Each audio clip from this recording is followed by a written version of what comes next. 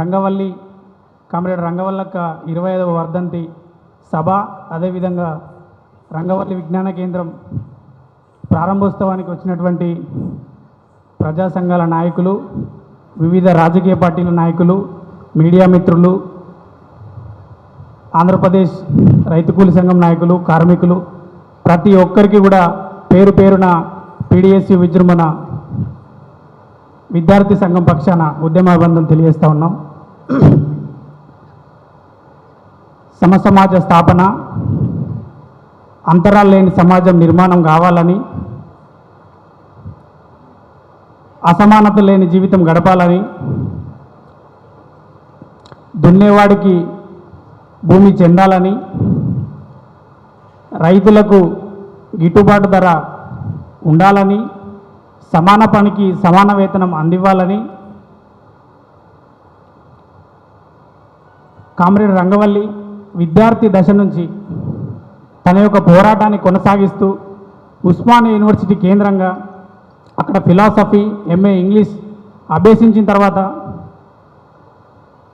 తనకున్నటువంటి రాజకీయ అవగాహనతో కన్న తల్లి లాంటి ఉస్మానియా యూనివర్సిటీని వదిలి అడవి తల్లిని చేరుకొని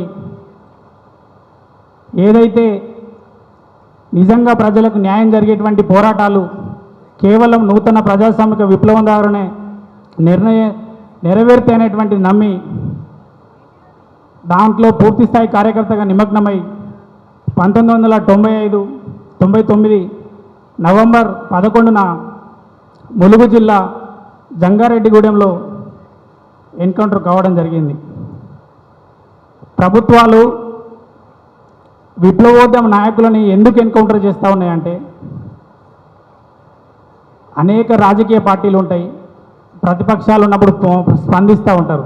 కానీ ఈ విప్లవోద్యమ సంబంధించినటువంటి కార్యకర్తలు ఐక్యంగా మేధోశక్తితోని ఒక ఐక్యంగా ఒక దిక్సూచి ప్రకారం ఒక ఐడియాలజీ, ఒక సిద్ధాంతంతో కొట్లాడతారు. కాబట్టి వీళ్ళు పాలక వర్గాల పీటలను మొత్తం కూడా కూల్చేస్తారనేటువంటి ప్రమాదంతో మరి తెలంగాణ వచ్చినాక కూడా ఆదివాసుల పైన నక్సలైట్ ముద్ర వేసి కాల్పులు చేస్తూ ఉన్నారు. ముస్లిం మైనార్టీస్ ఎవరైనా ప్రశ్నిస్తే వాళ్ళ మీద టెర్రరిస్టులని ముద్ర వేసి నిర్బంధిస్తూ ఉన్నారు. ఎప్పుడైతే బీజేపీ ఈ మధ్య కాలంలో ఒక 10 సంవత్సరాల్లో బీజేపీ వచ్చినప్పటి నుంచి నక్సలైట్ విప్లవ భావాలు ఉన్నటువంటి పార్టీల మీద డైరెక్ట్ ఆపరేషన్ కగార్ పేరుతో మొత్తం కూడా దాడులు చేస్తూ ఉన్నారు.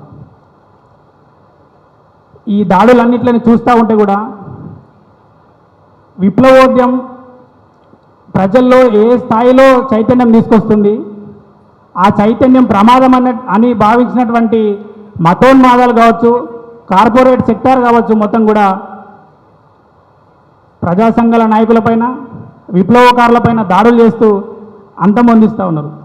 కాబట్టి నేటి ఉన్నటువంటి ప్రజలు కావచ్చు, ఎవరి ఆశయాల కోసమైతే కామ్రేడ్ రంగవల్లి తన ప్రాణాన్ని త్యాగం చేసిందో ఆ ఆశయం కోసం పోరాడేటువంటి అవసరం ప్రజలపైన, విద్యార్థులపైన, కార్మికులపైన, రైతులపైన, అందరిపైన ఉంది. కాబట్టి కామ్రేడ్ రంగవల్లి, కామ్రేడ్ జార్జ్ రెడ్డి, చంద్ర పుల్లారెడ్డి, నీలం రామచంద్రయ్య లాంటి వాళ్ళ పోరాట ప్రేరణతో ఉద్యమాలని, వాళ్ళ ఆశయాలను మొత్తం కూడా సాధన కోసం కృషి చేయాల్సిన అవసరం ఉందని తెలియజేస్తూ అవకాశం ఇచ్చినటువంటి నిర్వహణ కమిటీకి ధన్యవాదాలు తెలియజేస్తూ ఒకసారి స్లోగన్స్ ఇస్తాం.